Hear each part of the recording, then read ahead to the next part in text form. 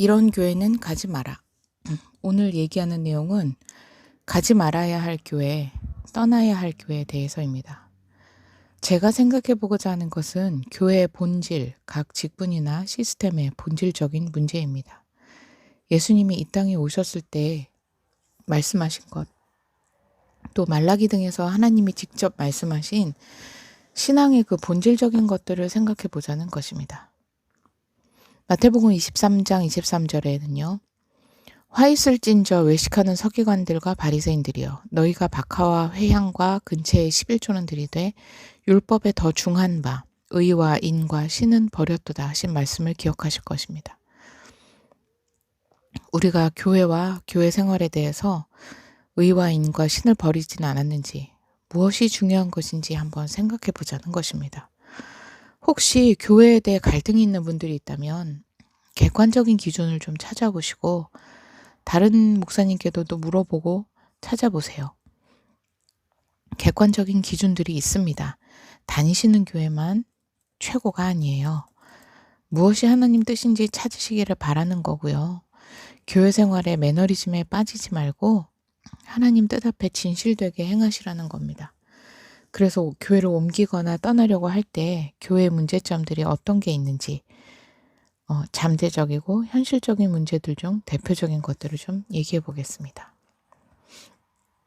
1번, 어느 교단에 속해 있습니까? 교단이 어디인지, 중직이 있는지, 목사나 장로의 전횡이나 독단을 막을 시스템이 잘 되어 있는지 여부를 좀 살펴보아야 합니다. 교단에 속해 있지 않고 독립교단인 교회들도 많이 있죠. 우리는 회중교회라서 중직도 없고 교단도 없다 이렇게 주장하는 교회도 있는데요. 회중교회면 교회의 모든 일을 회중이 다 함께 결정하는 겁니다. 그러면 진짜로 모든 일을 투표로 그렇게 하고 있나요? 이것은 장로회가 정치하고 어떤 결정을 매번 하기에는 너무 지리적으로도 멀고 교구가 많고 그런 상황에서 합의된 교리적이고 믿음의 상식선에서 회중이 결정하여 자치적으로 하는 방식으로 발전된 면도 있는 그런 것이고 기독교 전통이 있는 나라에서는 그게 가능했어요. 그런데 우리나라 같이 이방민족이고 이방신 섬기고 우상 숭배하는 나라에서는 좀 그게 가능할까요? 저는 좀 의문입니다. 아예 기독교에 대해서 처음 접한 초신자들도 있고 그런 상황에서 말이죠. 거기다 정치는 회중교회를 표방하여 교단도 필요 없고 중직도 필요 없다 해놓고 다른 건 장로회를 지향해서 회중교회파가 다 옳은 건 아니다. 뭐 그런 교회들도 있어서 말이죠. 이거야말로 코에 걸면 코걸이, 귀에 걸면 귀걸이식으로 편한 대로 취하고 있는 거 아닌가 하는 면도 있습니다. 물론 교단이 절대적인 거다라는 말을 하는 것은 아닙니다. 그러나 독립교단의 문제점은 교회 내에 문제가 발생했을 때 해결을 부탁할 최종 권위가 없다는 것인데요. 독립교단도요. 독립교단 연합회가 있어서 거기에 가입되어 있으면 중재나 해결을 부탁할 수가 있습니다. 그러나 그곳에도 가입되어 있지 않은 완전한 독립교단인 경우에는 방법이 없습니다. 제가 지난번 언급한 Q교회도 그런 케이스였죠. 그래서 아무에게도 해결이나 중재를 요청할 수가 없어 교회 내에서 분란만 일어났습니다. 보통 교회에서 문제가 발생하면요. 노회에다 알리고 문제 해결이나 중재를 요청할 수가 있는데 노회에서 처리가 안 되면 교단 차원에서 재판을 열기도 합니다. 그래서 그런 시스템은 매우 중요한데요. 평소에는 느끼지 못하는 중요성이죠. WCC의 문제점 때문에 교단을 나왔다. WCC를 지지하는 교단에 속해 있으면 안 된다 하는 말을 많이들 하는데요.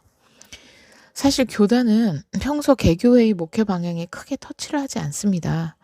교단에 내는 회비도 다 내는 게 아니에요.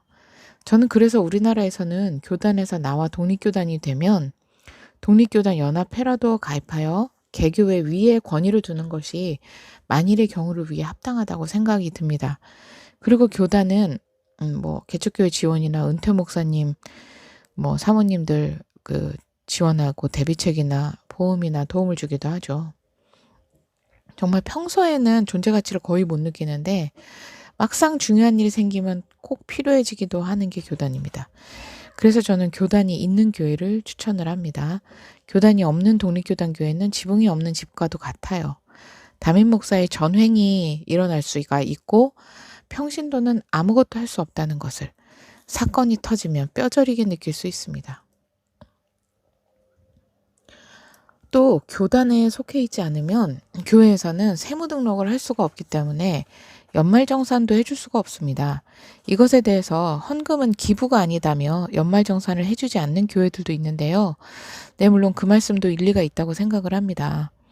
그러나 제가 목사라면 그 교인들 연말정산에 조금이나마 도움이 되는 건데 해주고 싶을 것 같아요.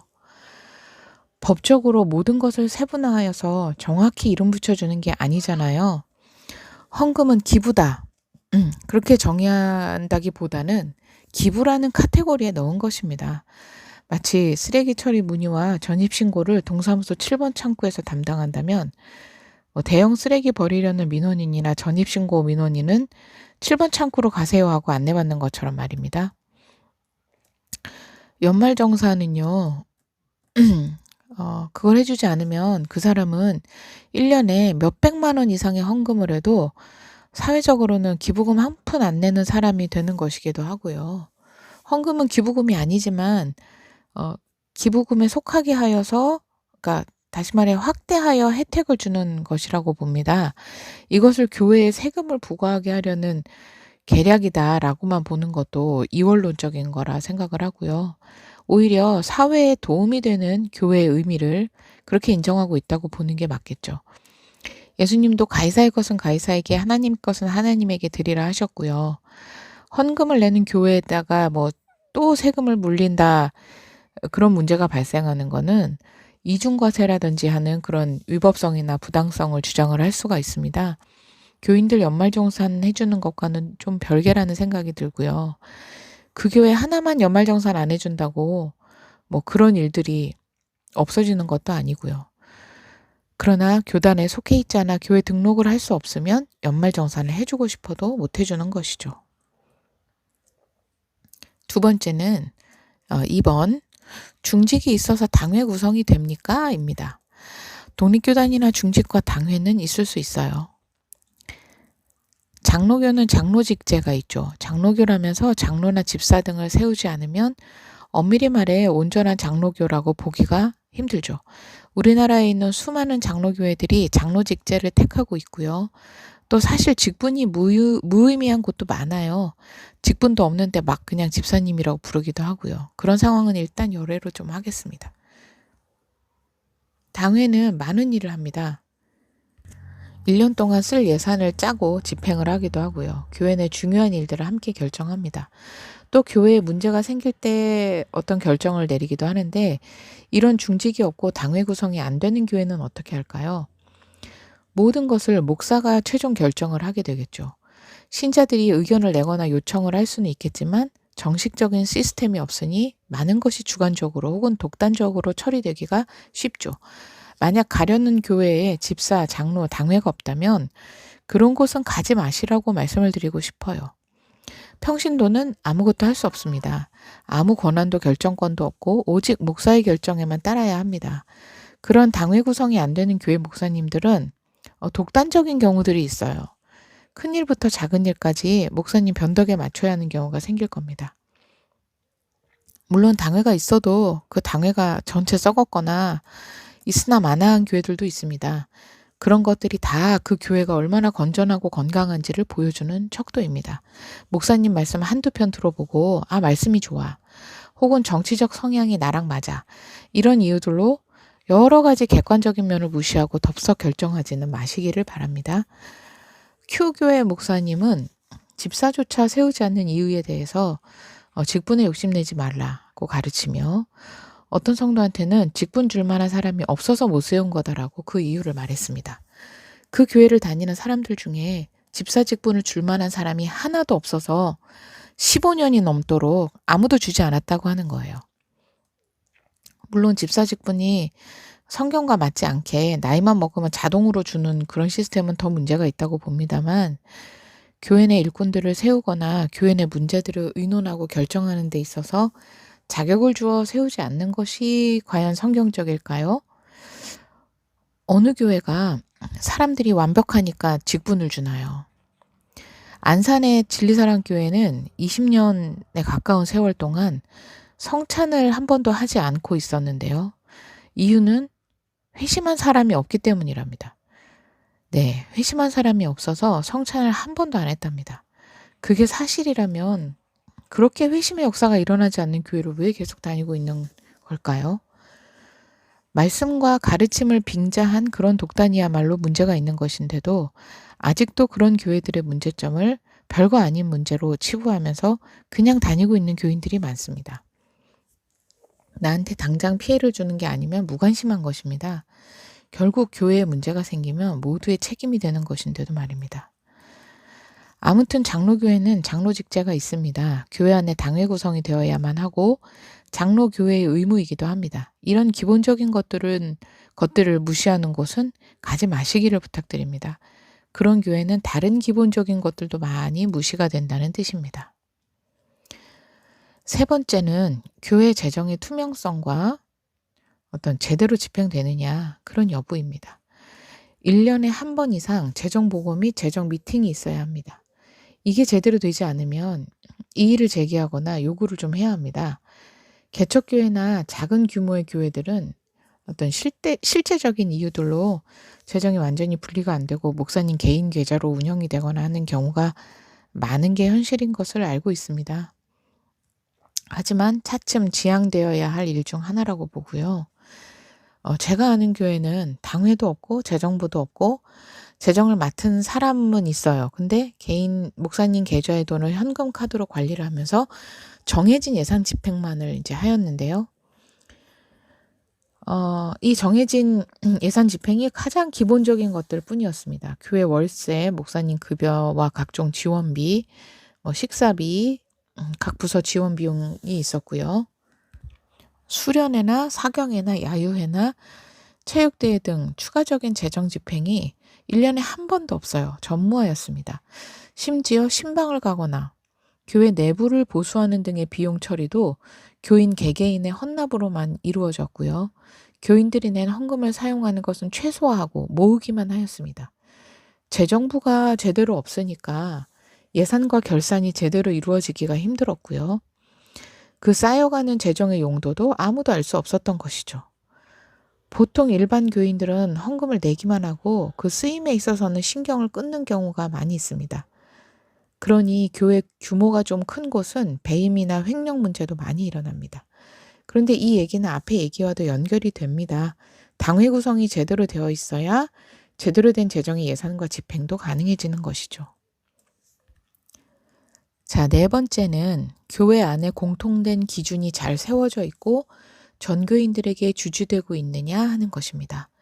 교회에 성경 공부 시스템이나 과정이 잘 개설이 되어 있는지, 초신자나 새로운 신자들을 위한 어떤 과정, 신앙 고백서를 배운다든지 그런 게 있는지, 교인들을 위한 체계적인 교육 과정이 있는지, 또 앞에 이야기와도 연결이 됩니다만 교회 안에 질서를 함께 세워줄 중직들이 있는지, 그들이 공통된 신앙 고백서로 합일되어 있는지 여부 등을 좀 알아보셔야 합니다.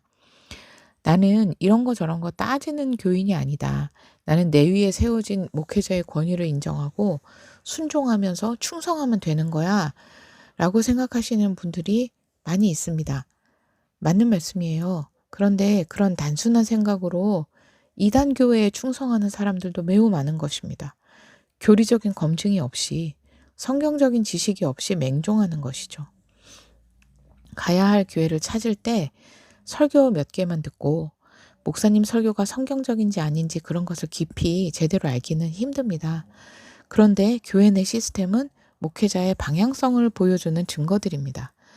예를 들어서 검증된 교재인 웨스트민스터 신앙고백서를 가르친다.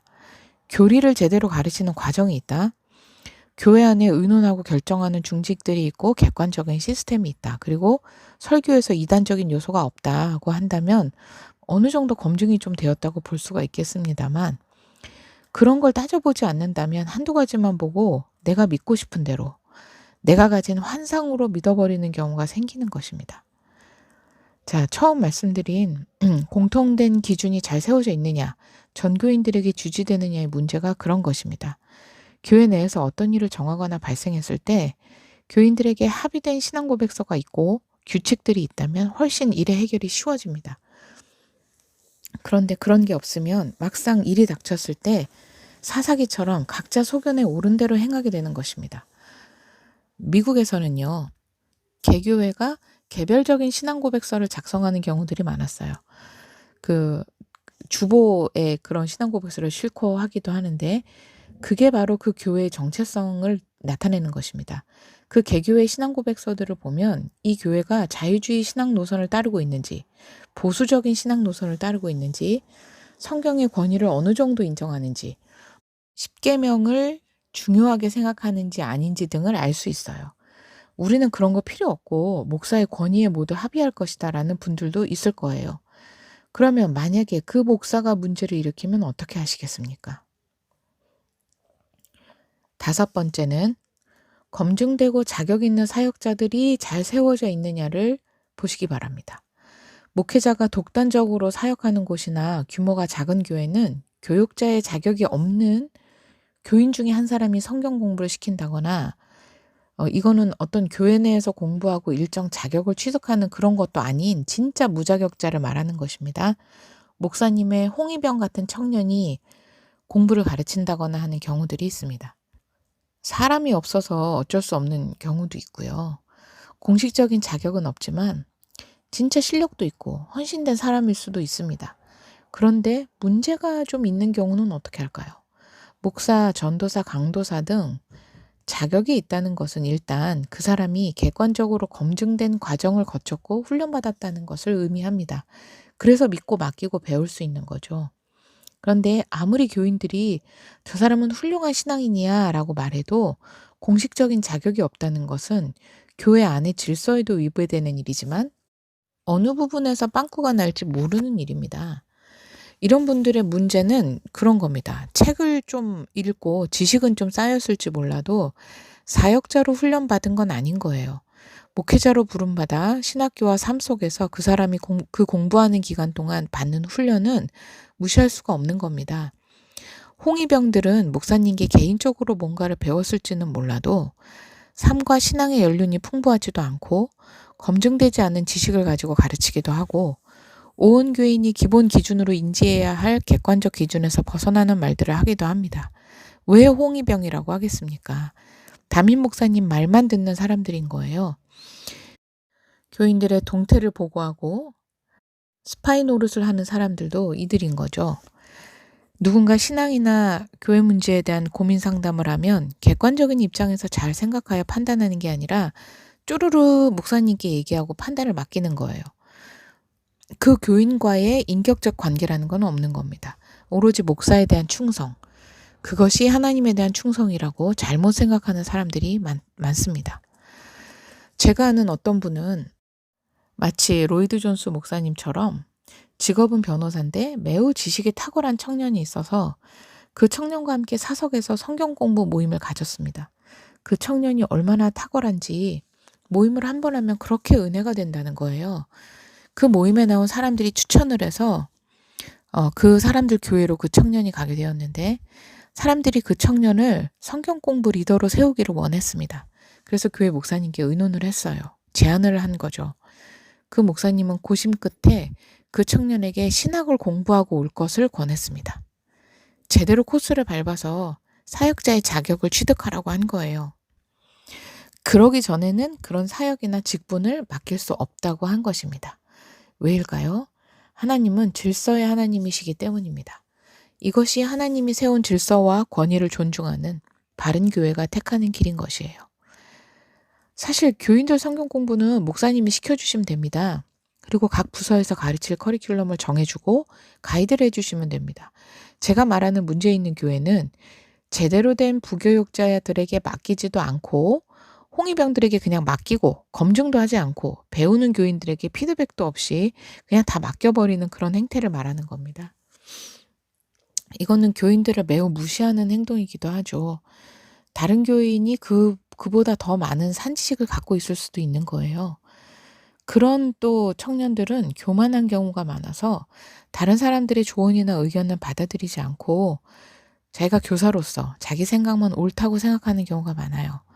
그러니까 잘못된 목사의 목양은 정말 여러 면에서 빵꾸가 뻥뻥 나는 겁니다. 그런데 이런 경우는요. 이런 경우가 많아요. 정식 부교육자가 아니니 페이를 지급할 필요도 없고 신학 전공도 아니니 목사의 말에 이견을 내지 않는다라는 편리성에 바탕을 둔 경우가 많습니다. 한마디로 제대로 된 부교육자를 두지 않는 게 목적인 것입니다. 여러 가지 이유로요. 6번째는 담임 목사의 인격에 관한 것입니다. 물론 인격적으로 완전한 사람은 없죠. 실수도 하고 단점도 있고 실패도 할 수 있고 어떤 건 또 치명적일 수도 있습니다. 여기서 말하고자 하는 바는 좋지 않은 결과를 야기하는 것을 말하는 것이지 완벽한 사람을 찾으라는 말은 아닙니다. 그러나 여러분 자신을 위해서 최대한 인격이 성숙하고 바른 사람, 너무 극단적이거나 이원론적이지 않고 노멀한 인격의 목회자를 찾으시면 좋겠어요. 어떤 목회자가 외골수적이고 이원론적이고 강팍한데 그걸 장점으로 생각하는 교인들이 의외로 많아요. 진리는 독단적으로 보일 수밖에 없다면서 강팍을 진리 수호로 보거나 진리 수호 의지로 보거나 반대로 희석된 진리를 말하는 사람을 사랑이 참 많은 사람이다 라고 잘못 보기도 합니다. 그러나 인격적인 건 좀 다른 문제예요. 사실 강단에서도 그런 건 드러납니다. 혀가 제어되지 않는 사람도 있고요. 어떤 면에 대해 대단히 편협한 시각을 보이기도 하고요. 몸이 불편하거나 아픔이 있는 교인이 오면 사실 좀 더 신경을 써줄 수도 있는 일인데 말 한마디 대화 한마디 제대로 나누지는 않으면서 한마디로 관심을 안 줘요. 그런데 좀 돈이 많은 사람이라든지 또 실제로 어떤 교인의 언니나 여동생은 그렇게 교회로 데리고 오라고 엄청나게 관심을 보이기도 합니다. 인격에 부족한 점을 교인들이 사랑으로 감싸주다 보니까 목회자들이 본인 인격이 부족한 것은 모르고 그걸 자기 개성이나 어떤 용납될 만한 거, 자신만의 고유한 특성점으로 착각하는 경우도 많습니다. 먼저 말씀드렸듯이 완벽한 인격을 찾으라는 말은 아닙니다. 우리는 다 부족한 점이 있어요. 그러나 적어도 본인이 부족한 점을 아는 사람은 겸손합니다. 그리고 특히 강대상에서 하는 말들을 조심할 수밖에 없죠. 교회에서 목사님의 이상한 성격이나 인격 때문에 문제가 되는 일들이 한두 번이 아니라 자꾸 반복이 된다거나 어떤 치명적인 일이 생겼는데 이 목사님의 반응이 반인격적인 행동을 한다거나 하면 너무 고민하지 마시고 그냥 나오세요. 큰일이 생겼을 때 보이는 반응이 그 사람의 인격이고 신앙입니다. 진실 앞에 진실되지 못한 사람에게 어떤 구원의 도를 배울 수는 있을 거예요. 그런데 시간이 갈수록 그 사람이 제대로 가르치기가 힘들 겁니다. 살아있는 인격으로 배우고 그 하나님 앞에 정직한 영만 하나님께 더욱 가까이 갈 수 있는 것 아니겠습니까? 마지막 7번째는 가장 중요한 것인데요. 목사님의 설교입니다. 이 얘기는 너무 중요하면서 가장 기본적인 것이라 제가 굳이 언급하지 않으려고 했습니다만 중요한 문제인데 간과하지 않기 위해서 짧게 언급을 하도록 하겠습니다. 목사님의 설교는 칼빈주의에서 말하는 효과적인 부르심에 해당합니다. 즉, 부르심은 외적 부르심과 내적인 부르심이 있는데요. 내적인 부르심은 외적인 부르심인 말씀의 선포를 들었을 때 그 귀로 들은 말씀을 내적으로 이해하게 하시는 부르심입니다. 내적인 부르심을 불러일으키는 가장 중요한 것이 바로 외적인 부르심인 목사의 설교입니다. 그렇기 때문에 설교는 늘 복음을 선포해야 한다는 의미가 그런 의미인 것이죠. 그래서 목사님들이 설교를 하실 때 그 점을 실수하지 않기 위해서 강의 설교를 중요시하는 거고 주제 설교를 하더라도 교리적인 측면에서 검증이 되고 항상 성경으로 연결이 되어야 한다는 것이죠. 그런데 어떤 목사님들은 복음과 상관없는 이야기들로 설교 시간을 채우고 내려오시는 분들이 좀 있습니다. 정치적인 얘기를 설교 시간에 너무 많이 하는 분들도 계시죠. 복음과 상관없는 이야기, 자기 하고 싶은 이야기들로 설교를 채우는 분들이 있습니다. 최악인 것은 자기 생각을 복음과 버무려서 말하는 분들이에요. 효과적인 부르심을 위한 이 불가항력적 은혜를 위한 설교가 아니라 자기 생각을 섞어서 얘기하는, 다시 말해 신자들에게 서서히 독을 주입하는 것과도 같습니다. 정상적인 신자라면, 진짜 거듭난 신자들은 이런 설교를 들으면서 그 교회에 오래 있지 못합니다. 그리고 초신자들이나 거듭나지 못한 신자들이 그 부르심을 깨닫고 회심하는 역사가 거의 없어요. 그 교회에서 나타난 역사가 없습니다. 그도 그럴 것이, 진짜 복음을 순전하게 전하질 않는데 무슨 말씀의 능력이 나타나겠습니까? 교회의 초신자들은 왠지 있기 힘든 분위기다. 특정한 사람들은 은혜 받기가 힘들다. 몇 년 이상의 시간이 흐르는데 회심하고 구원받는 믿음과 감격을 이야기하는 그런 일이 거의 전무하다. 그런 교회 분위기로 인해 좀 답답하고 힘들지는 않은지 돌아보시길 바랍니다. 교회 분위기가 너무 경직되어 있거나 치우쳐 있다거나 뭔가 문제가 있다. 그런 건 대부분 목사님 문제입니다. 목사님이 그런 분위기를 만드는 거예요. 어떤 교회는 목사님이 부자하고 그 부자의 집에서 일하는 가정부는 한 교회에 다닐 수 없지 않느냐, 뭐 이런 얘기를 하기도 하고요. 어떤 교회는 여성이 직분을 맡을 수 없다, 그것이 성경적이다 하면서 그 성경과는 상관없이 여자를 이렇게 비하하기도 합니다. 외모 비하 등의 발언도 서슴지 않고 지역 편파적인 발언도 서슴지 않습니다. 그러니까 목사님은 인격적인 한계를 포함해서 모든 것을 완벽하게 다 할 수가 없기 때문에 중직도 세우고 소모임도 만들고 하는 겁니다. 교인들 서로가 서로를 돌볼 수 있게 베이스를 마련해 주는 거예요.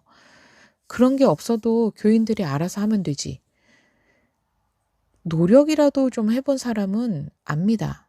교회 분위기는 목사님을 따라갈 수밖에 없어요. 목사님은 기본적으로 설교와 이제 가르치고 하는 목회와 목양이 중심이기 때문에 다른 행정적인 면이나 세부적인 교회 생활의 모든 면에 신경을 다 쓰기는 힘듭니다.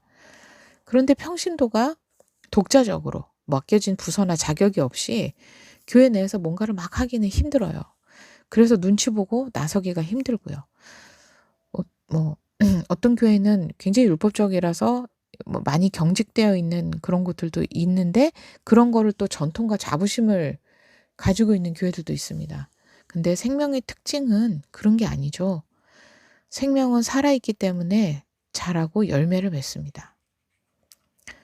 이런 고질적인 문제들이 해결되지 않는다면 한번 정면 승부를 던져보세요. 교회에 제안이나 고민 상담이나 문제 제기를 좀 하시는 거죠. 그래도 안 되면 나오는 거예요. 제가 특히 우려하는 것은 치우치고 편협한 교회에서 신앙생활을 오래 하는 어린 사람들이나 청년부들입니다. 사람은 성장기 때 자기 그릇을 만들어가는 건데요.